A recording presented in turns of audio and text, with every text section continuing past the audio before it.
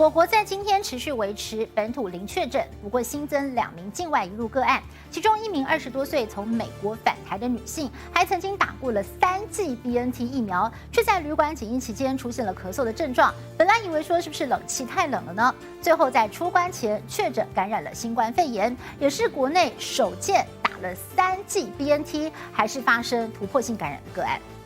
连续2天，指挥中心例行记者会都临时喊卡，因为包含指挥官陈时中、副指挥官陈宗彦都在立院或有公务在身，无法出席。虽然本土一样维持加零，却新增2名境外移入个案，其中按16458从美国返台的20多岁女子，原本在机场采检时呈现阴性反应，结果住进旅馆，在检疫期间却突然咳嗽发病，当时还误以为是旅馆冷气太冷，最后在出关前被验出阳性确诊 ，CT 值36，病毒量比较低。他有一个接触者，